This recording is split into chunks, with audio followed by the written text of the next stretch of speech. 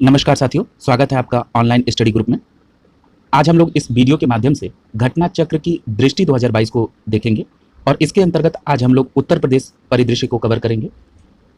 ये नई मैगजीन है। हमने पूर्व में जब घटनासार और एडिटोरिया को कराया था तो हमने कहा था जो भी प्रतिष्ठित मैगजीन होगी उसको निश्चित तौर पर उसकी व्याख्या की जाएगी और ये देखा जाएगा कि ये मैगजीन परीक्षा के दृष्टिकोण से किस तरह से पढ़ी जाए। दूसरी बात कि ये यूपीपीएससी और यूपी ट्रिपल एससी की सभी परीक्षाओं के लिए उपयोगी है। ये कहें कि उत्तर प्रदेश की जो भी परीक्षाएं हैं जहां पर करंट आता है वहां पर ये इंपॉर्टेंट है।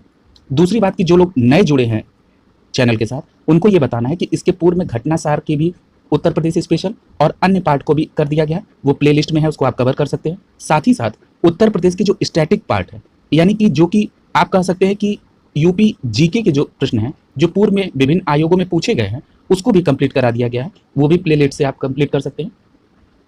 तो चलिए शुरू करते हैं आज उत्तर प्रदेश परिदृश्य। यहाँ पहला पॉइंट है कि वाराणसी में स्किल इंडिया अंतर्राष्ट्रीय केंद्र की स्थापना की गई। तो सबसे पहली बात यह है कि वाराणसी में जो स्किल इंडिया अंतर्राष्ट्रीय केंद्र की स्थापना की गई ये किसके द्वारा की गई? तो ये एनएसडीसीआई यानी NSDC international, I for international, इसके और हिंदुस्तान पोर्ट्स प्राइवेट लिमिटेड के मध्य एक ज्ञापन साइन हुआ। इसके द्वारा वाराणसी में स्किल इंडिया अंतर्राष्ट्रीय केंद्र की स्थापना की बात हुई और ये कब ज्ञापन पर हस्ताक्षर हुआ? 12 मई 2022 को। दूसरी बात, अब ये समझना है कि ये क्या जरूरत थी स्किल इंडिया अंतर्राष्ट्रीय केंद्र की स्थापना की।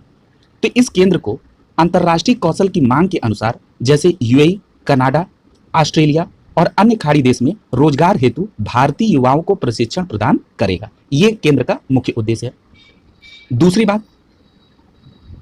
दूसरी बात कही जा रही है कि ये जो एनएसडीसी इंटरनेशनल लिमिटेड है ये राष्ट्रीय कौशल विकास निगम की एक सहायक कंपनी है जो भारत को विश्व की कौशल राजधानी बनाने के लिए स्किल इंडिया मिशन चला रही है। यानी स्किल इंडिया मिशन किसके द्वारा? एनएसडीसी इंटरनेशनल द्वारा। वो राष्ट्रीय कौशल विकास निगम की एक सहायक कंपनी है और उद्देश्य क्या है कि भारत को विश्व की कौशल राजधानी बनाना। इसके अलावा एक इंपॉर्टेंट फैक्ट है कि 16 अप्रैल 2022 को भुवनेश्वर उड़ीसा में भारत के पहले स्किल अंतर्राष्ट्रीय केंद्र की स्थापना की गई। यदि आपसे यह पूछा जाए कि भारत का पहला स्किल इंडिया अंतर्राष्ट्रीय केंद्र कहां पर है तो आपका जवाब होगा भुवनेश्वर उड़ीसा में। कब? तो 16 अप्रैल 2022 को। ठीक है, अगला टॉपिक देखिए, दिया है कि ई पेंशन पोर्टल। जो ई पेंशन पोर्टल है यह अंतर्राष्ट्रीय मजदूर दिवस के अवसर पर मुख्यमंत्री योगी आदित्यनाथ ने इसकी शुरुआत की। अब अंतर्राष्ट्रीय मजदूर दिवस कब मनाया जाता है? तो 1 मई 2022 को। क्या ई पेंशन पोर्टल क्या करेगा? तो ई पेंशन पोर्टल के माध्यम से जो सेवानिवृत्त कर्मचारी हैं उनकी पेंशन की जो परेशानी होती है उससे मुक्ति दिलाई जाएगी। दूसरी बात की पारदर्शिता भी लाई जाएगी। ठीक है, ये इसका मुख्य उद्देश्य है। अगले पॉइंट में कह रहा है कि ये जो पेंशन पोर्टल है ये इसकी प्रक्रिया को सरल बनाने के लिए किस विभाग के अंतर्गत विकसित किया गया? तो इसे वित्त विभाग के अंतर्गत विकसित किया गया और 11.5 लाख पेंशन भोगियों को इस ई पेंशन पोर्टल से लाभ मिलेगा। ठीक है, इस तरह से आप किसी भी तथ्य को टुकड़ों में तोड़कर समझें। यहां पे रामायण नहीं पढ़नी है। ठीक है, इसको यह देखना है कि परीक्षा के दृष्टिकोण से क्या पॉइंट पूछे जा सकते हैं। अगला देखिए, बुंदेलखंड एक्सप्रेसवे। बुंदेलखंड एक्सप्रेसवे, अब ये देखिए कि इसका उद्घाटन कब हुआ? इसका उद्घाटन जून 2022 में हुआ होगा। यह घोषणा कब की गई? तो 30 अप्रैल 2022 को उत्तर प्रदेश सरकार द्वारा यह घोषणा की गई। ठीक है, कि उसका उद्घाटन कब होगा? जून 2022। दूसरी महत्वपूर्ण बात, ये उतनी महत्वपूर्ण फैक्ट नहीं था। दूसरा, अब ये महत्वपूर्ण फैक्ट है कि इस एक्सप्रेसवे की लंबाई कितनी है? तो 296.07, यानी आप ये कह सकते हैं 296 किलोमीटर है। दूसरी बात की इसकी अनुबंधित लागत कितनी है? तो 7,766.80 करोड़ रुपए। ये भी पूछा जा सकता है। दूसरी बात ये पूछ रहा है कि ये जो बुंदेलखंड एक्सप्रेसवे है ये कहां से प्रारंभ होगा और कहां तक है इसकी समाप्ति?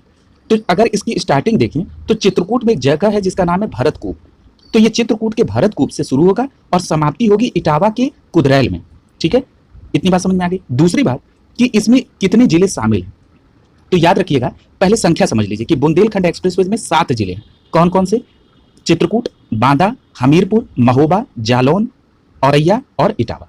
ये नाम आपको क्लियर कट होने चाहिए। दूसरी बात, ये जो एक्सप्रेसवे है बुंदेलखंड एक्सप्रेसवे, इसके संरेखण में कुछ नदियां भी हैं। कौन कौन सी नदी है? नाम सुन लीजिए, बागेन, केन, श्यामा, चंदावल, बिरमा, यमुना, बेतवा, सिंगेर। ठीक है, ये पूछा जा सकता है कि इससे रिलेटेड कौन कौन सी नदियां हैं, तो इसको दिमाग में रखिएगा। चलिए अब दूसरे पॉइंट की तरफ चलते हैं।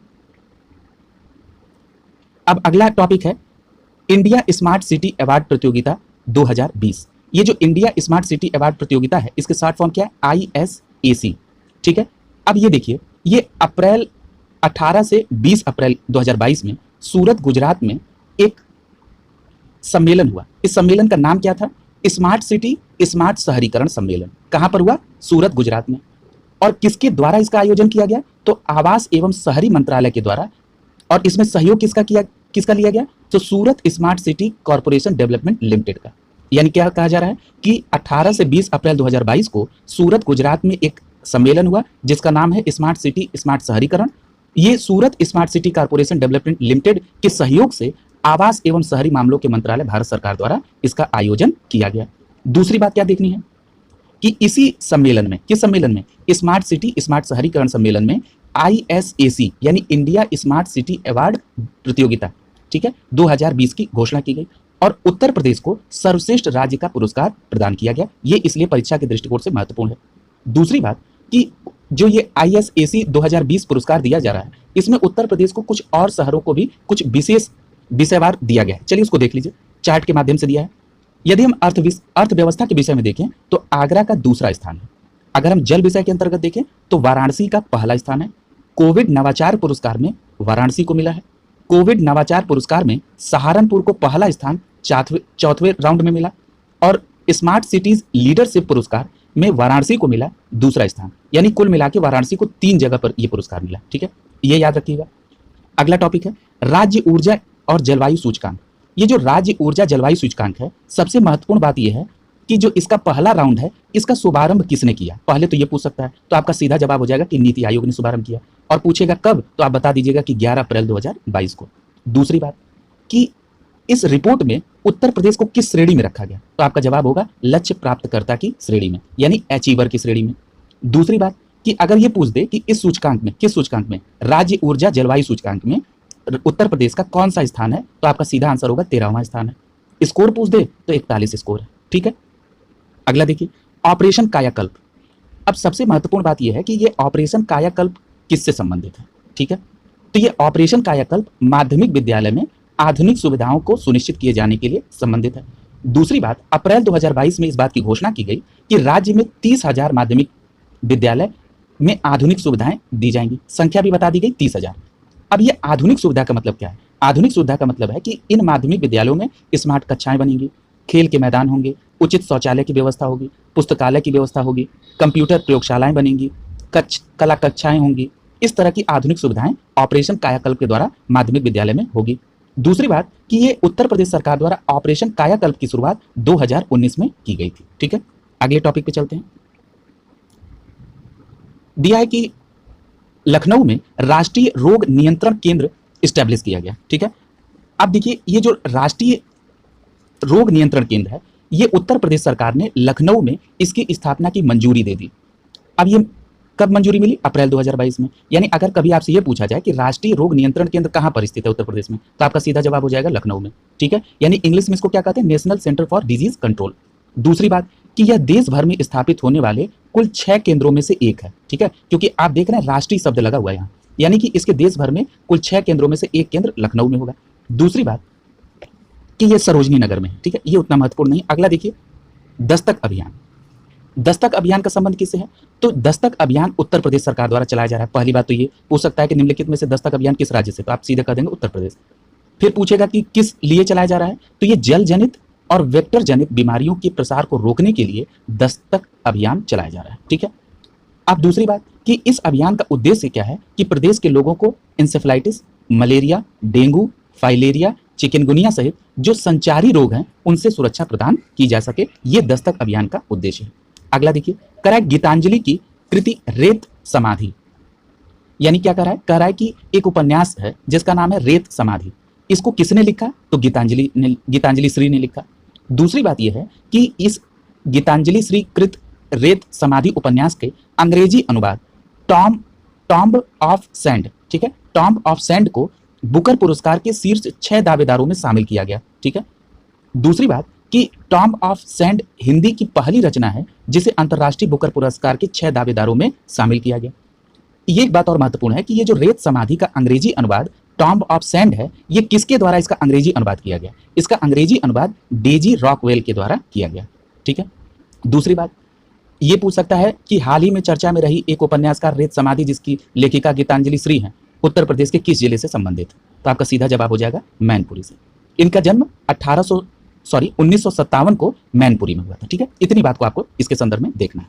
अगला देखिए, अयोध्या एयरपोर्ट। अयोध्या एयरपोर्ट के बारे में क्या है कि 7 अप्रैल 2022 को उत्तर प्रदेश सरकार और भारत विमानन प्राधिकरण, इन दोनों लोगों के बीच में एक भूमि लीज एग्रीमेंट हुआ। किसके लिए? अयोध्या एयरपोर्ट को बनाने के लिए।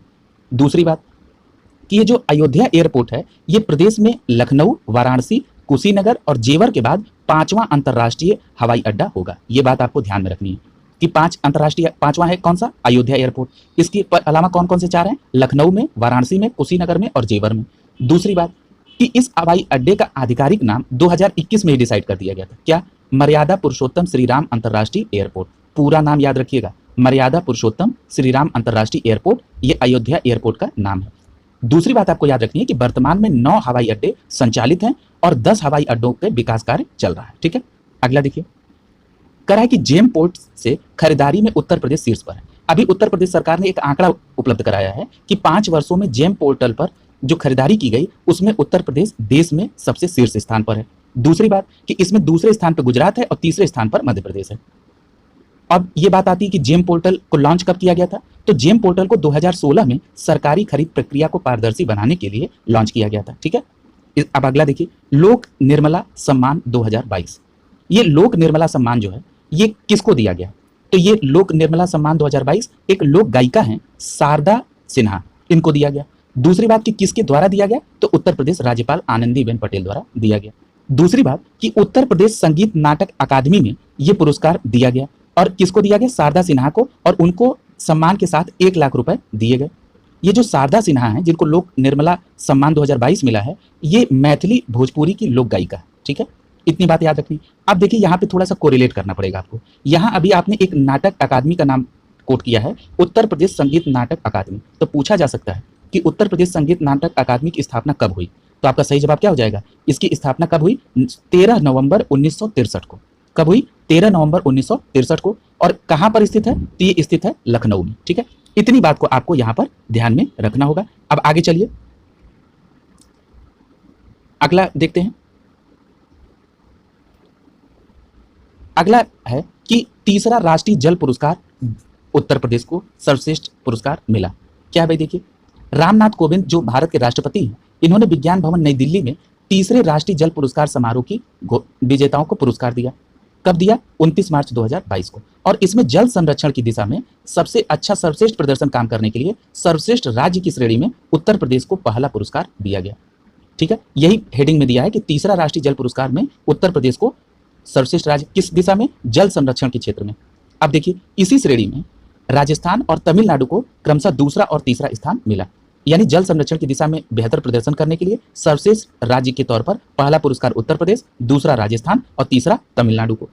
आगे देखिए, मुजफ्फरपुर को उत्तरी क्षेत्र में सर्वश्रेष्ठ जिले का प्रथम पुरस्कार दिया गया। ठीक है, अब वही बात करें कि उत्तरी क्षेत्र में सर्वश्रेष्ठ ग्राम पंचायत में तीसरा पुरस्कार बलुआ, वाराणसी, उत्तर प्रदेश को दिया गया। ठीक है, अगर आप ये कहें कि राष्ट्रपति रामनाथ कोविंद ने इस पुरस्कार के दौरान जल शक्ति अभियान कैच द रेन 2022 का भी शुभारंभ किया, ये भी बात याद रखिएगा। ठीक है, पूछ सकता है कि जल शक्ति अभियान कैच द रेन 2022 का शुभारंभ किसके द्वारा किया गया? तो आपको मालूम होना चाहिए, राष्ट्रपति महोदय द्वारा। ठीक है, अगला देखिए, कह रहा है कि सतीश महाना उत्तर प्रदेश विधानसभा के अध्यक्ष बने। ठीक है, अब ये कौन सी विधानसभा है? तो ये 18वीं विधानसभा है और सतीश महाना निर्विरोध अध्यक्ष चुन लिए गए। ठीक है, दूसरी बात कि सदन में निर्वाचन की घोषणा प्रोटेम स्पीकर रमापति शास्त्री ने की। तो 2 बातें याद रखनी है कि इस बार जो 18वीं विधानसभा का चुनाव हुआ और एस्टेब्लिश हुई, इसमें प्रोटेम स्पीकर रमापति शास्त्री और विधानसभा अध्यक्ष कौन बने? तो सतीश महाना। अब देखिए, यहां पर भी कुछ कोरिलेट करना पड़ेगा, क्यों? क्योंकि हो सकता है कि विधानसभा के ट्रेडिशनल पार्ट से प्रश्न पूछ दे, यानी स्टैटिक जीके से प्रश्न पूछ दे। क्या प्रश्न पूछ सकता है? ये प्रश्न पूछ सकता है कि राज्य विधानसभा का गठन सर्वप्रथम कब हुआ, सबसे पहला गठन कब हुआ? तो आपका जवाब होगा जुलाई 1937 में। ये पूछ सकता है कि प्रथम अध्यक्ष कौन थे विधानसभा के? तो आपका जवाब होगा पुरुषोत्तम दास टंडन। ये भी प्रश्न पूछ सकता है कि उत्तराखंड के बनने से पहले यानी नवंबर 2000 के पहले उत्तर प्रदेश में विधानसभा की सीटों की स्थिति क्या थी? तो आपका जवाब होगा 425 सीट थी। ये पूछ देगा कि वर्तमान में कितनी सीट है, तो आप बता देंगे 403 सीट है। जो एक सीट आंग्ल भारती की राज्यपाल द्वारा मनोनीत होती थी, ये 104वें संविधान संशोधन द्वारा अब इसको समाप्त कर दिया गया। इतनी बात को आपको ध्यान में रख के चलना होगा, ठीक है। अगले टॉपिक पे चलते हैं। हिंदी साहित्य सम्मेलन। हिंदी साहित्य सम्मेलन ये 12 से 13 मार्च 2022 को उत्तर प्रदेश के प्रयागराज में 2 दिवसीय सम्मेलन हुआ और क्रम के हिसाब से देखेंगे तो ये 73वां वार्षिक सम्मेलन था, ठीक है। दूसरी बात कि ये अब तक के इतिहास में 7 बार प्रयागराज में ये अधिवेशन हो चुका है। कौन सा? हिंदी साहित्य सम्मेलन का। दूसरी बात कि इसके पहले जो हुआ था ये 1994 में ये अधिवेशन हुआ था। इतनी बात को आपको याद रखना है। अगला देखिए, उत्तर प्रदेश की आरती राणा और नीरजा माधव नारी शक्ति पुरस्कार से सम्मानित हुई हैं। याद रखिएगा, एक अंतर्राष्ट्रीय महिला दिवस के अवसर पर, अंतर्राष्ट्रीय महिला दिवस कब मनाया जाता है? 8 मार्च को। राष्ट्रपति रामनाथ कोविंद ने महिला सशक्तिकरण की दिशा में ये असाधारण काम करने के लिए उत्तर प्रदेश की 2 महिलाओं को नारी शक्ति पुरस्कार दिया गया। किसको किसको? आरती राणा को और नीरजा माधव को। याद रखिएगा कि आरती राणा को 2020 के लिए और नीरजा माधव को 2021 के लिए नारी पुरस्कार मिला। ईयर याद रखिएगा, 2021 के लिए नीरजा माधव और 2020 के लिए आरती राणा को। अब एक प्रश्न और यहाँ उठ रहा है। आपने पूर्व में ही अभी जब करंट के सेशन को किया था तो हमने जिक्र किया था कि जो 8 मार्च 2022 को अंतर्राष्ट्रीय महिला दिवस बनाया गया, इसकी थीम क्या थी? तो इसकी थीम थी gender equality today for a sustainable tomorrow, यानी gender equality today for a sustainable tomorrow. इसका मतलब क्या है कि यदि हम आज के समय में जेंडर इक्वेलिटी रखेंगे तभी हम फ्यूचर में सस्टेनेबल टुमारो देख सकते हैं, यानी कि एक सतत विकास भविष्य जो है हम तभी देख पाएंगे जब हम वर्तमान में जेंडर इक्वेलिटी करेंगे। यानी जेंडर इक्वेलिटी का मतलब क्या है? लैंगिक समानता, यानी कि लिंग के आधार पर किसी के साथ भेदभाव नहीं होना चाहिए, चाहे वो पुरुष हो चाहे वो स्त्री हो, सभी के साथ बराबर का व्यवहार और सबकी डिग्निटी का सम्मान करना चाहिए, ठीक है। तो इस प्रकार से थीम क्या थी? Gender equality today for sustainable tomorrow. अगला देखिए, अंतर्राष्ट्रीय ध्रुपद मेला 2022। ये जो अंतर्राष्ट्रीय ध्रुपद मेला 2022 हुआ, सबसे पहली बात कि ये कहाँ पर हुआ? तो ये वाराणसी के तुलसी घाट में। कौन सा संस्करण है मेले का? तो ये 48वां संस्करण है। और कब से कब तक हुआ? तो 26 फरवरी से 2 मार्च 2022 तक, ठीक है। दूसरी बात, जो ये वाराणसी में अंतर्राष्ट्रीय ध्रुपद मेला हुआ, ये इसका आयोजन किसने कराया था? तो इसका आयोजन महाराणा बनारस विद्यान्यास और ध्रुपद समिति के तत्वाधान में हुआ। दूसरी बात कि ये वार्षिक मेला है और इसका प्रतिवर्ष फरवरी और मार्च में आयोजन होता है। दूसरी बात कि ये जो ध्रुपद है, ये ध्रुपद हिंदुस्तानी शास्त्रीय संगीत का एक महत्वपूर्ण शैली है, ठीक है। इतनी बात को आपको याद रखना है। अगली बात कि बैजू बावरा जो है ये मध्यकालीन भारत में एक प्रमुख ध्रुपद संगीतकार थे, ठीक है। यानी बैजू बावरा को सीधे आप ध्रुपद संगीतकार से कोरिलेट करेंगे, ठीक है। अगला पॉइंट देखिए, अगला पॉइंट कह रहा है कि लखनऊ में देश का पहला ग्रीन बूथ स्टैब्लिश किया गया। कब स्टैब्लिश किया गया? तो आपको मालूम है उत्तर प्रदेश में अभी हाल ही में 2022 में विधानसभा के चुनाव हुए। इस विधानसभा के चुनाव में चौथे चरण में लखनऊ में एक कॉलेज है जिसका नाम है एपी सेन पीजी कॉलेज। इसमें ग्रीन बूथ को स्टैब्लिश किया गया। अब ग्रीन बूथ क्यों बनाया गया भाई? तो लोगों को पर्यावरण के प्रति जागरूक करने के लिए इस बूथ का निर्माण किया गया। दूसरी बात यह है कि एक सबसे बड़ी बात कि इस बूथ को शून्य कार्बन उत्सर्जन रखा गया। वो कैसे? कि इसमें जो भी ऊर्जा की आपूर्ति थी वो आपूर्ति सौर ऊर्जा के माध्यम से की गई, ठीक है। तो याद रखिएगा, लखनऊ में स्टैब्लिश हुआ था देश का पहला ग्रीन बूथ। अगला देखिए, संजय गांधी पीजीआई में रोबोट से ऑपरेशन किया गया। तो याद रखिएगा कि जो संजय पीजीआई कहाँ पर है? लखनऊ में। इसमें रोबोट से 2 बच्चों का एक जटिल ऑपरेशन किया गया फरवरी 2022 में। और पीजीआई लखनऊ रोबोट के माध्यम से बच्चों का ऑपरेशन करने वाला उत्तर प्रदेश की पहली संस्था है, ठीक है। ये भी आपने देख लिया। अगला देखिए, स्वदेशी सर्च इंजन भारत सर्च। इसको जरा समझिएगा कि एक अत्याधुनिक स्वदेशी सर्च इंजन भारत सर्च का एक विकास किया गया। किसके द्वारा विकास किया गया? तो आपका जवाब होगा भारत टेक द्वारा। और भारत टेक किसकी कंपनी है? ठीक है, तो ये एक इंक्यूबेटेड कंपनी है। किसकी? छत्रपति साहू जी महाराज विश्वविद्यालय कानपुर की, ठीक है। यानी कि स्वदेशी सर्च इंजन नाम क्या है? भारत सर्च। किसके द्वारा विकसित की गई? तो छत्रपति साहू जी विश्वविद्यालय कानपुर की एक इंक्यूबेटेड कंपनी है जिसका नाम है भारत टेक, उसके द्वारा विकसित की गई। दूसरी बात कि जिस तरह से गूगल भारत काम करता है उसी तरीके से भारत सर्च नेट एल्गोरिदम से विभिन्न प्लेटफॉर्म पर मौजूद विषय वस्तु को अपने प्लेटफॉर्म पर लाएगा, ठीक है। तो ये याद रखिएगा, ये सर्च इंजन है भारत सर्च। ये भी ऐसे भी पूछ सकता है कि निम्नलिखित में से कौन सा सर्च इंजन है? तो नीचे अंदर ऑप्शन में लिखा रहेगा भारत सर्च। या कुछ और नाम बना देगा, तो आप सीधे टिक कर देंगे भारत सर्च। और पूछ सकता है किसके द्वारा विकसित की गई, तो भारत टेक। ठीक है, इसको देख लीजिएगा। आगे देखिए, नोएडा में वेस्टलैंड टू वेटलैंड परियोजना। याद रखिएगा कि नोएडा में नोएडा विकास प्राधिकरण द्वारा सेक्टर 54 में जो डंपिंग ग्राउंड है उसको वेस्टलैंड टू वेटलैंड परियोजना के तर्ज पर एक समुद्री बीच के रूप में विकसित किया जा रहा है। इसका मतलब ये हो गया कि अब उत्तर प्रदेश के युवाओं को या मतलब उत्तर प्रदेश के लोगों को अब गोवा नहीं जाना पड़ेगा, अब यही नोएडा में ही समुद्री बीच बन गया। ठीक है, ये थोड़ा सा डिस्कशन काफ़ी सीरियस चल रहा था, तो उसको हल्का करने के लिए अब आप बिल्कुल रिलैक्स महसूस कर रहे होंगे। ठीक है, तो ये हो गया, यानी नोएडा में वेस्टलैंड टू वेटलैंड परियोजना बन रही है। कहाँ पर? सेक्टर 54 में। दूसरी बात यह है कि ये 25 एकड़ के क्षेत्र में इस वेटलैंड को घूमने के लिए कई सारे मनोरंजन के और साधन भी रहेंगे। ठीक है, दूसरा देखिए, कह रहा है न्यूयॉर्क में made in India perfume launch हुआ। तो याद रखिएगा कि कन्नौज में निर्मित मेड इन इंडिया परफ्यूम ये आज़ादी की अमृत महोत्सव कार्यक्रम के तहत न्यूयॉर्क में लॉन्च किया गया। ठीक है, कब? फरवरी 2022 में। दूसरी बात कि कन्नौज का इत्र इतना फेमस है कि भारत की इत्र की राजधानी कहा जाता है कन्नौज को। ठीक है, ये भी बात याद रखनी है। अगला देखिए, कह रहा है डॉक्यूमेंट्री राइटिंग विथ फायर। एक डॉक्यूमेंट्री है जिसका नाम है राइटिंग विथ फायर। ये भारत की डॉक्यूमेंट्री राइटिंग विथ फायर जो है इसको ऑस्कर 2022 के लिए नामित किया गया।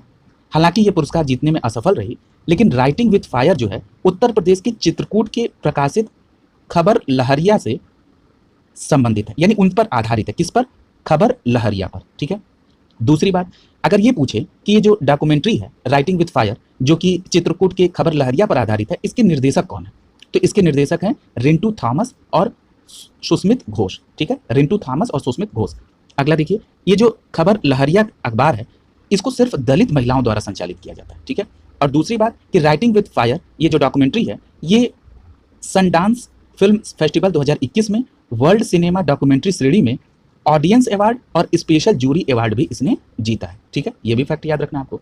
अगला देखिए, अगला है कि उत्तर प्रदेश की झांकी को सर्वश्रेष्ठ झांकी का पुरस्कार दिया गया।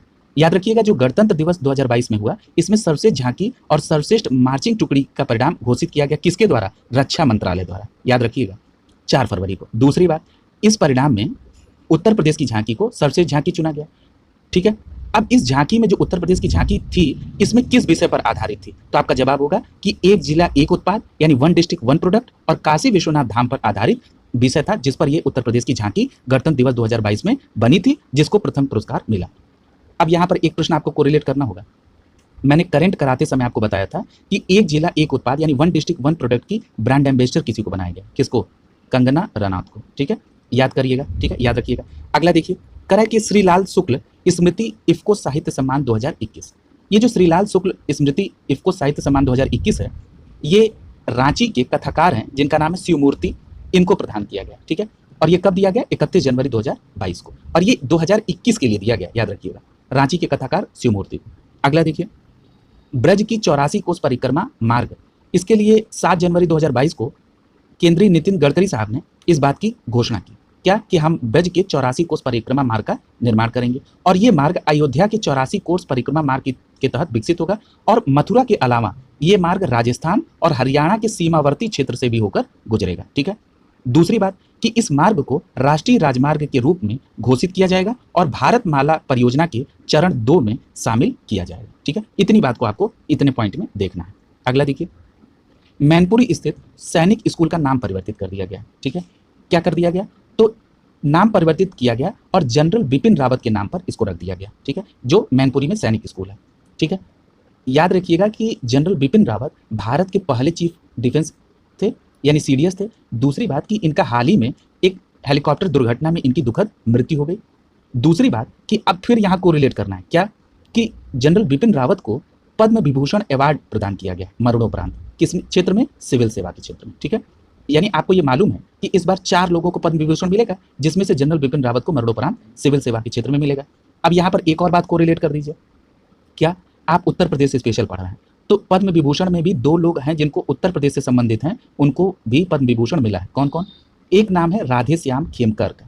ठीक है, जो राधे श्याम खेमका हैं इनको भी मरणोपरांत पद्म विभूषण मिला, और किस क्षेत्र में मिला? तो साहित्य और शिक्षा में। याद रखिएगा, जो मैं विषय या क्षेत्र बता रहा हूं इसको ध्यान से समझिएगा। यानी राधे श्याम खेमका को साहित्य और शिक्षा के क्षेत्र में मरणोपरांत। दूसरा जो उत्तर प्रदेश से हैं उनका नाम है कल्याण सिंह, ये राजनीति के क्षेत्र में मरणोपरांत इनको मिला है। ठीक है, ये 2 लोग उत्तर प्रदेश से संबंधित हैं। यानी 2 लोग उत्तर प्रदेश से संबंधित हो गए, एक जनरल बिपिन रावत हो गए, 4 लोगों को मैंने बताया कि मिला है।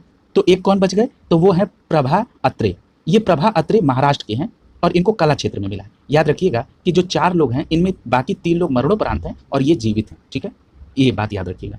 आगे चलिए, जो लोग शुरुआत से ऑनलाइन स्टडी ग्रुप के साथ जुड़े हुए हैं उनको ये मालूम है कि जब भी कोई करंट अफेयर्स होगा तो अगर प्रीवियस में कोई मैगजीन करा दी गई है तो उससे कोरिलेट होगा, यदि उसका कोई पोर्शन ट्रेडिशनल से कोरिलेट होना है तो वहां से होगा। बिना लिंकिंग किए इस तरह की चीज़ों को पढ़ने का कोई अर्थ नहीं, ठीक है।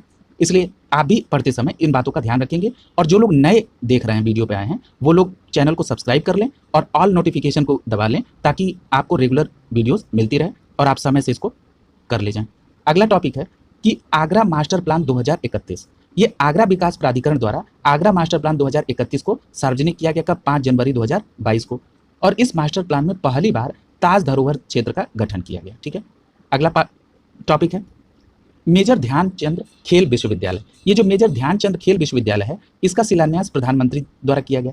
कहाँ पर, मेरठ जिले में सरधना में, ठीक है। कब किया गया, तो 2 जनवरी 2022 को किया गया। याद रखिएगा कि भारत का जो पहला खेल विश्वविद्यालय है वो 2018 में मणिपुर में बनाया गया था, ठीक है। इन बातों को याद रखिएगा। और जो मेजर ध्यानचंद खेल विश्वविद्यालय है, इस विश्वविद्यालय में खेल और खेल विज्ञान के साथ साथ खेल प्रौद्योगिकी संबंधित पाठ्यक्रम और शोध का काम भी कराया जाएगा, ठीक है। अगला देखिए, 54वां दीक्षांत समारोह हुआ किसका, IIT कानपुर संस्थान का, ठीक है। और उसमें कौन संबोधित किया, किसने, प्रधानमंत्री नरेंद्र मोदी ने। और ये कब हुआ, 28 दिसंबर 2021 को, ठीक है। यानी 54वें दीक्षांत समारोह IIT कानपुर के, उसमें प्रधानमंत्री नरेंद्र मोदी ने 28 दिसंबर 2021 को उसमें संबोधन किया। और प्रधानमंत्री महोदय ने राष्ट्रीय ब्लॉकचेन परियोजना के तहत ब्लॉकचेन आधारित डिजिटल डिग्री का भी शुभारंभ किया, ठीक है। यानी इस डिग्री को पूरे विश्व में कहीं भी सत्यापित किया जा सकता है, ठीक है। आगे देखिए, करा कि लखनऊ में ब्रह्मोस मिसाइल की निर्माण की इकाई बनाई गई।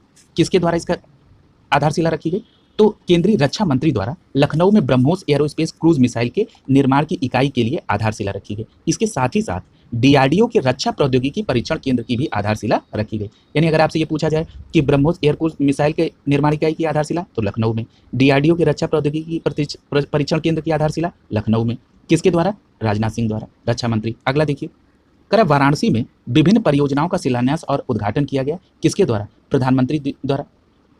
इसमें एक आप देखेंगे कि अमूल की बनास काशी संकुल परियोजना का शिलान्यास हुआ कब, 23 दिसंबर 2021 को, ठीक है। क्या नाम है, अमूल की बनास काशी संकुल परियोजना। इसी के साथ साथ डेयरी उत्पादन में गुणवत्ता और सुरक्षा सुनिश्चित करने के लिए प्रधानमंत्री ने प्रमाणन चिन्ह डेयरी मार्क का भी लॉन्च किया, ठीक है। याद रखिएगा, डेयरी मार्क। अगला टॉपिक है कि रामनगर वाराणसी में प्रदेश के सबसे बड़े गोबर बायोगैस संयंत्र का शुभारंभ किया गया। यानी अगर आपसे ये पूछा जाए कि उत्तर प्रदेश का सबसे बड़ा गोबर गैस बायो संयंत्र कहाँ पर है, तो आप सीधा जवाब देंगे रामनगर वाराणसी में, ठीक है। अगला देखिए, और उत्तर प्रदेश भारत में दुग्ध उत्पादन में नंबर 1 पर है, ठीक है। अगला देखिए, करें निपुण भारत निगरानी केंद्र। ये जो निपुण भारत निगरानी केंद्र है इसका उद्घाटन योगी आदित्यनाथ ने गोरखपुर में किया, ठीक है। और कब किया, तो 19 दिसंबर 2021 को, ठीक है। यानी 19 दिसंबर 2021 को मुख्यमंत्री योगी आदित्यनाथ ने गोरखपुर में निपुण भारत निगरानी केंद्र किया। अब ये क्या करेगा, क्या काम है इसका, तो प्रदेश में शिक्षा की आधारभूत इकाई बेसिक शिक्षा परिषद की तकनीकी बेहतर और उपयोग के लिए GIS आधारित विद्यालयवार performance kit map, learning kit out map और वेस्ट निपुण भारत योजना की शुभारंभ भी उन्होंने किया, ठीक है। इतनी बात को आप याद रखेंगे कि निपुण भारत निगरानी केंद्र योगी आदित्यनाथ ने गोरखपुर में 19 दिसंबर 2021 को उद्घाटन किया। अगला देखिए, अगला है पीलीभीत। अब पीलीभीत किस लिए चर्चा में आया, तो उत्तर प्रदेश में पीलीभीत में 3 दिवसीय बांसुरी महोत्सव हुआ। यानी अगर आपसे ये पूछा जाए कि निम्नलिखित में से कहाँ पर बांसुरी महोत्सव हुआ, तो आपका जवाब होगा पीलीभीत में। कब से कब तक, तो 17 से 19 दिसंबर 2021, यानी 3 दिवसीय चलाइए। दूसरी बात कि इस महोत्सव में पीलीभीत के कारीगर ने 16.06 फीट लंबी बांसुरी बनाकर इंडियन बुक ऑफ रिकॉर्ड्स और वर्ल्ड रिकॉर्ड्स इंडिया में अपना नाम दर्ज कराया। यानी आपसे इसकी फीट लंबाई भी पूछ सकता है, तो याद रखिएगा 16.06 फीट लंबी थी। अगला देखिए, करा कि लखनऊ में मेडटेक, ये केंद्रीय मंत्री हैं जिनका नाम है राजीव चंद्रशेखर। इन्होंने SGPGI यानी कि संजय गांधी PGI में उत्तर भारत के पहले उद्यमिता केंद्र मेडटेक का उद्घाटन किया, ठीक है। यानी उत्तर भारत के पहले उद्यमिता केंद्र मेडटेक का उद्घाटन कहाँ किया गया, लखनऊ में। किसके द्वारा किया गया, तो राजीव चंद्रशेखर केंद्रीय मंत्री द्वारा। और कहाँ पर, पीजीआई में। और कब किया गया, तो 18 दिसंबर 2021 को। साथ ही साथ लखनऊ में ही केंद्रीय गृह मंत्री अमित शाह ने Uttar Pradesh state institute of forensic science का शिलान्यास भी किया। कब किया, 1 अगस्त 2021 को। यानी प्रश्न आपसे यह भी पूछ सकता है कि हाल ही में चर्चा में रहा Uttar Pradesh state institute of forensic science का शिलान्यास किस शहर में किया गया, तो आपका जवाब होगा लखनऊ में। और कब हुआ, 1 अगस्त 2021। किसके द्वारा, अमित शाह के द्वारा। दूसरी बात और लखनऊ से संबंधित कि यहाँ पर राष्ट्रपति रामनाथ कोविंद ने भारत रत्न डॉक्टर भीमराव अंबेडकर स्मारक एवं सांस्कृतिक केंद्र का भी शिलान्यास किया। कहां पर, लखनऊ में, 29 जून 2021 को। यानी लखनऊ से संबंधित ये 3 डेवलपमेंट को आपको याद रखना होगा। अगला देखिए, अखिल भारतीय महापौर सम्मेलन। ये जो अखिल भारतीय महापौर सम्मेलन हुआ, ये वर्चुअली माध्यम से हुआ। कहां पर हुआ, तो आप बताएंगे वाराणसी में हुआ। कब हुआ, तो 17 दिसंबर 2021 को। किसके द्वारा शुभारंभ किया गया, तो प्रधानमंत्री जरा। अब ये जो अखिल भारतीय महापौर सम्मेलन जो वाराणसी में हुआ, इसका विषय क्या था, इसका विषय था नया शहरी भारत। ठीक है, इतनी बात को आपको याद रखना होगा। अगला टॉपिक है काशी विश्वनाथ धाम कॉरिडोर। ये जो काशी विश्वनाथ धाम कॉरिडोर है, ये वाराणसी में इसका लोकार्पण किया गया। कब, 13 दिसंबर 2021 को, प्रधानमंत्री नरेंद्र मोदी द्वारा। अभी आपने गणतंत्र दिवस की झांकी की जब विषय पढ़ रहे थे, तो आपने 2 बातें देखी थी कि एक तो वन डिस्ट्रिक्ट वन प्रोडक्ट था और दूसरा काशी विश्वनाथ धाम था। तो याद रखिएगा, जैसे बात आए तुरंत कोरिलेट कर लीजिए। अगला देखिए, जो ये वाराणसी में प्राचीन काशी विश्वनाथ कॉरिडोर बना, ये सीधे अब गंगा घाट से जोड़ दिया गया है। और याद रखिएगा, जो ये पहले मंदिर का कॉरिडोर था, ये 3000 वर्ग फीट था, अब 5 लाख वर्ग फीट हो गया है। ठीक है, अगला है गोरखपुर विशेष शिक्षा क्षेत्र। ये केंद्रीय शिक्षा और कौशल विकास और उद्यमिता मंत्री हैं धर्मेंद्र प्रधान। इन्होंने गोरखपुर में विशेष शिक्षा क्षेत्र बनाने की घोषणा की। कब, 30 दिसंबर 2021 को। गोरखपुर में विशेष शिक्षा केंद्र क्यों बना रहे हैं भाई, क्या उद्देश्य, तो छात्रों को वैश्विक नागरिक के रूप में तैयार करना और अकादमिक गतिविधियों के माध्यम से विश्व की समस्या का समाधान करना। यानी अब भारतीय छात्र इस तरह से डेवलप किए जाएं, इस तरह से उनको प्रशिक्षण दिया जाए कि अब वो विश्व की समस्याओं का समाधान करें। ठीक है, इसलिए गोरखपुर में विशेष शिक्षा क्षेत्र का उद्घाटन करने की घोषणा, मतलब उसकी घोषणा की गई, किसके द्वारा, धर्मेंद्र प्रधान द्वारा। अगला देखिए, नोएडा में बनेगा देश का सबसे बड़ा हेलीपोर्ट। याद रखिएगा कि उत्तर प्रदेश सरकार ने नोएडा में देश के सबसे बड़े हेलीपोर्ट के बनाने के प्रस्ताव को मंजूरी दे दी। कब दी, दिसंबर 2021 में। और ये जो हेलीपोर्ट बनेगा नोएडा में, ये पब्लिक प्राइवेट पार्टनरशिप यानी पीपीपी मॉडल पर बनेगा। और दूसरी बात, कहाँ पर नोएडा में बनेगा, तो सेक्टर 151A में। और एक बात और याद रखिएगा कि ये जो नोएडा में देश का सबसे बड़ा हेलीपोर्ट बन रहा है, इसमें जो वीआईपी मूवमेंट में इस्तेमाल किए जाने वाला विश्व का सबसे बड़ा हेलीकॉप्टर है, जिसका नाम क्या है, MI-172, ये भी टेक ऑफ और लैंड कर सकता है। ठीक है, अगला देखिए, गोरखपुर में विभिन्न योजनाओं का लोकार्पण हुआ। जैसे गोरखपुर में 10,000 करोड़ रुपए की विभिन्न लागत की योजनाओं का लोकार्पण 7 दिसंबर 2021 को प्रधानमंत्री महोदय ने किया। अब देखिए कौन कौन सी परियोजनाएं हैं। इसमें पहली है गोरखपुर उर्वरक संयंत्र, दूसरी है अखिल भारतीय आयुर्विज्ञान संस्थान यानी एम्स की स्थापना। अगला है कि ICMR क्षेत्रीय चिकित्सा अनुसंधान केंद्र शामिल है। ये ICMR का फुल फॉर्म क्या होता है, Indian council of medical research, यानी Indian council of medical research के एक क्षेत्रीय चिकित्सा अनुसंधान केंद्र भी स्टैब्लिश होगा। कहाँ पर, गोरखपुर में। अगर ये सीधा प्रश्न पूछ दिया जाए तो याद रखिएगा इस बात को। अगला देखिए, अगला दिया है मंत्र। देखिए यहां पर कुछ वर्ड कैपिटल में, कुछ लेटर स्मॉल में। ये क्या लफड़ा है भाई, मंत्र ट्रैकिंग ऐप में स्पेलिंग में ये बड़ा छोटा क्या है, तो मैं बताता हूँ। ये जो MA है, MA का मतलब है माँ, और N का मतलब है नवजात, और TR का मतलब है ट्रैकिंग, और A का मतलब है ऐप, यानी माँ नवजात ट्रैकिंग ऐप। ये है मंत्र का फुल फॉर्म। ठीक है, माँ नवजात ट्रैकिंग ऐप। अब आइए जरा इसको डिटेल में समझते हैं।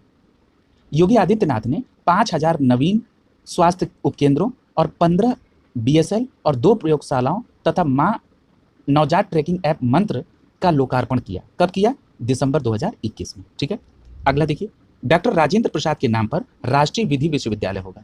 तो याद रखिएगा कि राजेंद्र प्रसाद जी की जो 137वीं जयंती मनाई गई, उस पर योगी आदित्यनाथ जी ने ये अनाउंसमेंट कर दी कि प्रयागराज में जो राष्ट्रीय विधि विश्वविद्यालय बन रहा है, अब वो डॉक्टर राजेंद्र प्रसाद के नाम पर बनेगा। ये घोषणा 3 दिसंबर को हुई। दूसरी बात आपको याद रखनी होगी कि जो उत्तर प्रदेश में ये राष्ट्रीय विधि विश्वविद्यालय बन रहा है, ये उत्तर प्रदेश राष्ट्रीय विधि विश्वविद्यालय प्रयागराज अधिनियम 2020 के तहत इसका एस्टेब्लिशमेंट किया जा रहा है, यानी इसको उत्तर प्रदेश की विधानसभा द्वारा पारित किया गया। ठीक है, अगला देखिए, गोरखपुर में दूरदर्शन भू उपग्रह केंद्र का लोकार्पण हुआ। ठीक है, याद रखिएगा कि उत्तर प्रदेश के मुख्यमंत्री ने गोरखपुर में दूरदर्शन भूकेंद्र की का लोकार्पण कब किया, तो 3 दिसंबर 2021 को किया। ठीक है, अगला दिया है कि माँ शाकुंभरी विश्वविद्यालय। ये जो माँ शाकुंभरी विश्वविद्यालय है, ये सहारनपुर जिले में एक गांव है जहाँ का नाम क्या है, पुनवारका, यानी पुनवारका में सहारनपुर में माँ शाकुंभरी विश्वविद्यालय का शिलान्यास किया गया। कब किया गया, 2 दिसंबर 2021 को। और किसके द्वारा किया गया, तो अमित शाह द्वारा किया गया। ठीक है, इतनी बात याद रखनी है। यानी अगर सीधा प्रश्न पूछेगा तो ये पूछ देगा माँ शाकुंभरी विश्वविद्यालय निम्नलिखित में से किस जिले में, तो आप कह देंगे सहारनपुर में। पूछेगा इसका शिलान्यास किसके द्वारा, तो अमित शाह द्वारा 2 दिसंबर। ये एक राज्य विश्वविद्यालय, ये भी बात याद रखिएगा। अगला चलिए, करें गोरखपुर मेट्रो प्रोजेक्ट। याद रखिएगा कि मुख्यमंत्री ने पब्लिक इन्वेस्टमेंट बोर्ड की बैठक में Gorakhpur metro light rail project को फेज 1 को अनुमोदन दे दिया 1 दिसंबर 2021 को। और गोरखपुर में मेट्रो ट्रेन 2 रूटों पर प्रस्तावित है। ठीक है, अगला देखिए, नवाब वाजिद अली शाह प्राणी उद्यान। अब ये नवाब वाजिद अली शाह प्राणी उद्यान के शताब्दी समारोह में एक शताब्दी स्तंभ का अनावरण किया गया। किसके द्वारा, मुख्यमंत्री योगी आदित्यनाथ द्वारा, 29 नवंबर 2021। ये कोई यहाँ पे डेट कोई इंपॉर्टेंट नहीं है। अब दूसरी बात कि यहाँ एक और प्रश्न क्या पूछ सकता है कि हाल ही में एक शताब्दी स्तंभ का अनावरण किया गया नवाब वाजिद अली शाह प्राणी उद्यान में, ये किस शहर में स्थित है, तो आपका जवाब होगा लखनऊ में स्थित है। ठीक है, अगला देखिए, निर्यात नीति उत्तर प्रदेश 2020-25। ठीक है, ये जो निर्यात नीति है ये 2020-25, ये देखिए टाइम ड्यूरेशन यहाँ पे बहुत इंपॉर्टेंट है, याद रखिएगा।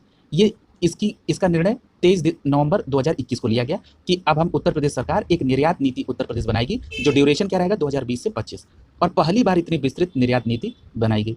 अब बात आती है कि जो निर्यात नीति 2020 से 25 है, इसमें फोकस क्षेत्र क्या है, तो आपका जवाब होगा हस्तशिल्प, कृषि और प्रसंस्कृत खाद्य उत्पाद, इंजीनियरिंग गुड्स एंड टेक्सटाइल, चर्म उत्पादन, कालीन और दरियां, ग्लास और सिरेमिक उत्पाद, कास्ट उत्पाद, स्पोर्ट्स गुड, रक्षा उत्पाद, सेवा क्षेत्र, शिक्षा, पर्यटन, ITES, मेडिकल वैल्यू, ट्रेवल्स और लॉजिस्टिक, इनको फोकस में रखा जाएगा निर्यात नीति 2000। अगला टॉपिक है झांसी में रक्षा उपकरण इकाई और 600 megawatt ultra mega solar power park का शिलान्यास। अब देखिए क्या है, प्रधानमंत्री नरेंद्र मोदी ने आजादी के अमृत महोत्सव के अंतर्गत रानी लक्ष्मीबाई के जन्मोत्सव पर झांसी किला परिसर में एक 3 दिवसीय कार्यक्रम समारोह में लोकार्पण और शिलान्यास किया। अब इस कार्यक्रम का नाम क्या था, राष्ट्र रक्षा समर्पण पर्व झांसी जलसा। ठीक है, ये 19 नवंबर 2021 को। अगला पॉइंट है, उत्तर प्रदेश में डिफेंस इंडस्ट्रियल कॉरिडोर के झांसी नोड में भारत डायनामिक्स लिमिटेड द्वारा स्थापित की जा रही रक्षा उपकरण इकाई और जिले के गरौठा में 600 मेगावाट के अल्ट्रा मेगा सोलर पार्क का भी शिलान्यास किया गया। और इस अवसर पर प्रधानमंत्री ने अटल एकता पार्क झांसी का भी लोकार्पण किया। इतनी बातों को आपको याद रखना होगा। अगला देखिए, नोएडा में पहला वायु प्रदूषण नियंत्रण टावर स्टैब्लिश किया गया। अब ये बताइए कि ये किसके द्वारा विकसित किया गया, तो ये भारत हैवी इलेक्ट्रॉनिक्स लिमिटेड भेल द्वारा हरिद्वार में विकसित किया गया। ठीक है, और इसको स्टैब्लिश कहाँ किया गया, इसका उद्घाटन कहाँ किया गया, तो नोएडा में किया गया। ये क्या है, ये वायु प्रदूषण नियंत्रण टावर है, जिसको शॉर्ट फॉर्म में APCT कहते हैं। और कब हुआ उद्घाटन, 17 नवंबर 2021 को। ये टावर कैसे काम करेगा, ये टावर अपने धरातली स्तर के माध्यम से प्रदूषित हवा को खींचता है और टावर में स्थापित फिल्टर वायु के प्रदूषक तत्वों को सोख लेते हैं और टावर के ऊपरी हिस्से में से स्वच्छ हवा बाहर निकल जाती है। ठीक है, यानी ये कहाँ पर स्टैब्लिश हुआ, नोएडा में। किसके द्वारा, तो भेल द्वारा हरिद्वार में इसको विकसित किया गया। अगला देखिए, अखिल भारतीय राजभाषा सम्मेलन। ये जो अखिल भारतीय राजभाषा सम्मेलन है, ये सम्मेलन कहाँ पर आयोजन हुआ, तो उत्तर प्रदेश के वाराणसी में एक पंडित दीनदयाल उपाध्याय हस्तकला संकुल है, वहीं पर यह सम्मेलन आयोजित हुआ, अखिल भारतीय राजभाषा सम्मेलन। और ये इसका समय इंपॉर्टेंट है, कब हुआ, तो ये 13 से 14 नवंबर 2021 को हुआ। ये 2 दिवसीय जो राजभाषा सम्मेलन है, जो कि वाराणसी के संकुल में हुआ, इसका आयोजन राजभाषा विभाग और गृह मंत्रालय द्वारा किया गया। ठीक है, दूसरी बात कि आज़ादी के अमृत महोत्सव के तहत पहली बार ऐसा हुआ कि अखिल भारतीय राजभाषा सम्मेलन दिल्ली राजधानी क्षेत्र से बाहर हुआ। ठीक है, इसलिए यह प्रश्न इंपॉर्टेंट है। और कहां पर हुआ, तो आपका जवाब होगा वाराणसी के पंडित दीनदयाल हस्तकला संकुल में अखिल भारतीय राजभाषा सम्मेलन। अगला देखिए, आजमगढ़ राज्य विश्वविद्यालय का शिलान्यास हुआ। तो याद रखिएगा, केंद्रीय गृह मंत्री और सहकारिता मंत्री अमित शाह ने इसका शिलान्यास किया। कब किया, 13 नवंबर 2021 को, आजमगढ़ के राज्य विश्वविद्यालय का। दूसरी बात कि जो विश्वविद्यालय के निर्माण की जो कार्यकारी संस्था है, वो कौन है, उत्तर प्रदेश लोक निर्माण विभाग। अब एक बात और याद रखिएगा, एक फैक्ट आपको यहाँ और को रिलेट करना होगा कि अमित शाह ने ये जो आजमगढ़ में राज्य विश्वविद्यालय है, इसके नाम को किसके नाम पर रखने की घोषणा की है? तो महाराजा सुहेलदेव के नाम पर रखने की घोषणा की। यानी जो आजमगढ़ राज्य विश्वविद्यालय है ये महाराजा सुहेलदेव के नाम पर होगा। ये भी बात पूछा जा सकता है। अगला देखिए, अयोध्या में पंचम दीपोत्सव का आयोजन। तो याद रखिएगा कि अयोध्या में सरयू नदी के तट पर योगी आदित्यनाथ की उपस्थिति में 5वें दीपोत्सव का आयोजन हुआ 3 नवंबर 2021 को। इसका मतलब यह है कि ये 2017 से प्रतिवर्ष ये मनाया जा रहा है। और कब मनाया जाता है? तो छोटी दीपावली के अवसर पर मनाया जाता है। इस बार जो 5वां दीपोत्सव था इसमें लगभग 11,90,000 दीप जलाए गए, जिसमें से लगभग 9,54,000 दीप जलते हुए विश्व record Guinness book of world record में दर्ज हुए। यानी याद रखिएगा, ये जो 5वें दीपोत्सव का कार्यक्रम हुआ अयोध्या में सरयू नदी के तट पर, इसमें 9,54,000 दीप जलते हुए विश्व रिकॉर्ड बना किसमें? Guinness of book world record में। और टोटल कितने दीप जले? 11,90,000। ठीक है, अगला देखिए, बटेश्वर पशु मेला। ये जो बटेश्वर पशु मेला है ये कहाँ पर हुआ? तो ये आगरा जिले में यमुना नदी के तट पर भारत के धार्मिक और ऐतिहासिक स्थल बटेश्वर में ये लगा। याद रखिएगा, बटेश्वर एक पशु मेला है। ठीक है, तो अभी तक की 2 बात याद रखनी है, आगरा में बटेश्वर पशु मेला। ठीक है, दूसरी बात, ये एक बात और यहाँ पे कोरिलेट कर लीजिए कि ये कार्तिक शुक्ल द्वितीया पर लगता है। ठीक है, दूसरी बात कि यह भारत की एक महत्वपूर्ण सांस्कृतिक और आध्यात्मिक केंद्र है। कौन? आगरा, जो यमुना और सौरीपुर के तट पर 101 शिव मंदिरों के लिए जाना जाता है। ठीक है, दूसरी बात याद रखिएगा, ये जो बटेश्वर है, दूसरी बात याद रखिएगा कि जो आगरा जिला है इसमें कुछ और भी मेले होते हैं, जैसे गणगौर का मेला या जैसे कैलाश का मेला। ये दोनों मेले कहाँ होते हैं? आगरा में, गणगौर और कैलाश मेला। इसी के साथ ही साथ एक प्रश्न और पूछा जाता है, जब आप स्टैटिक जीके का पार्ट देखेंगे तो उसमें चर्चा हुई है कि सुलह कुल का महोत्सव भी कहाँ पर होता है? आगरा में होता है, सुलह कुल का। ठीक है, इतनी बात को आपको याद रखना है। अगला देखिए, फैजाबाद जंक्शन का नाम बदल दिया गया। क्या किया गया? फैजाबाद जंक्शन का नाम बदलकर अयोध्या कैंट कर दिया गया 2 नवंबर 2021 को। और याद रखिएगा कि 2018 में ही नवंबर में उत्तर प्रदेश सरकार ने फैजाबाद का नाम बदलकर अयोध्या पहले ही कर दिया था। ठीक है, अब फैजाबाद जंक्शन का भी नाम बदल के अयोध्या कैंट हो गया। देखिए, जब स्टेशन के नाम बदलने की बात आए तो जरा कुछ स्टेशन की चर्चा जरूर हो जानी चाहिए। कौन कौन सा? अब देखिए, यही को रिलेट हो रहा है। ये कब आपने पढ़ा था? ये घटनासार के उत्तर प्रदेश स्पेशल में। जैसे झांसी स्टेशन, इसका नाम क्या हो गया? वीरांगना लक्ष्मीबाई स्टेशन।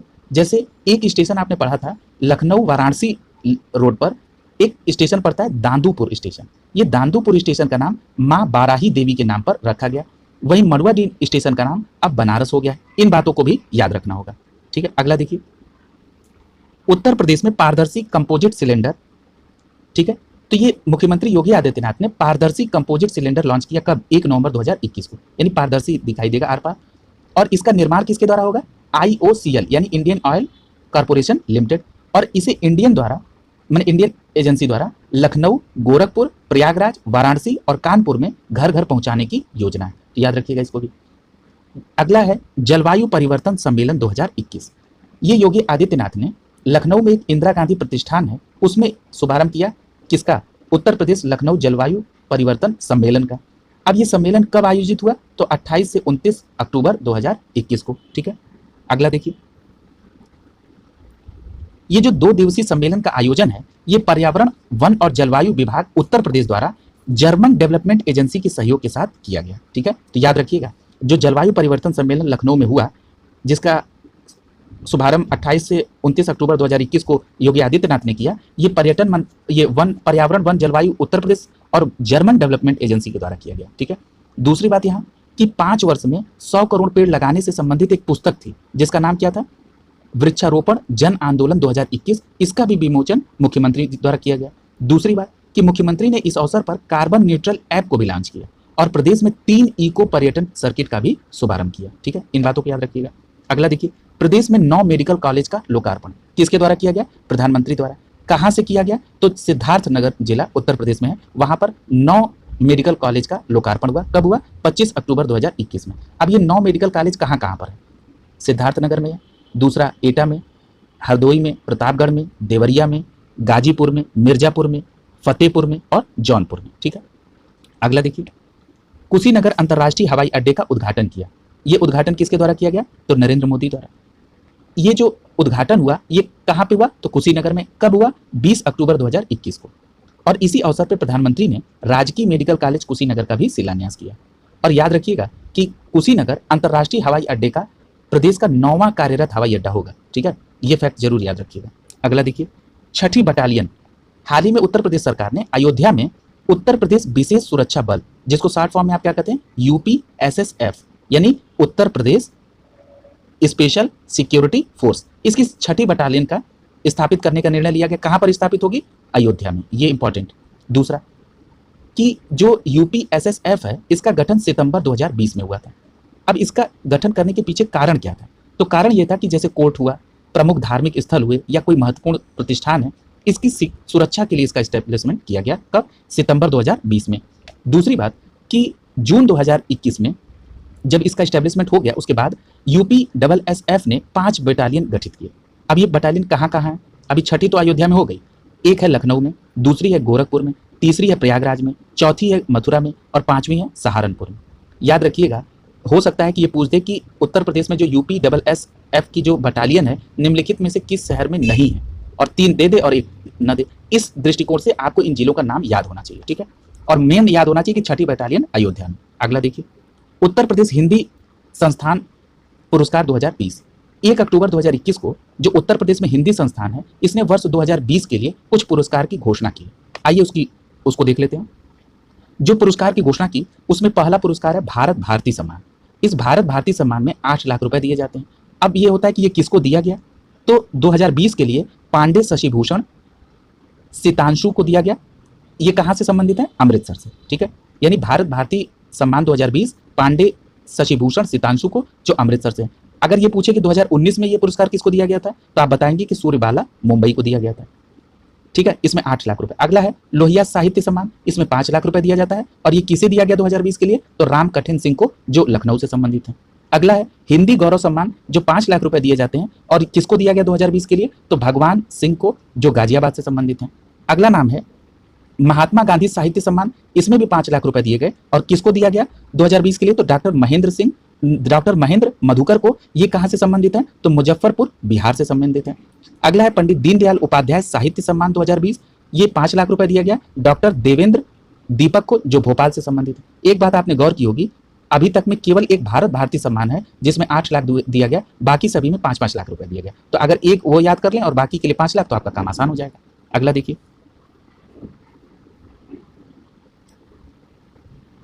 अगला दिया है अवंतीबाई साहित्य सम्मान 2020, इसमें भी 5 लाख रुपए दिए जाते हैं, और ये किसको दिया गया, तो डॉक्टर सीतेश आलोक को दिया गया, ये नोएडा से संबंधित है।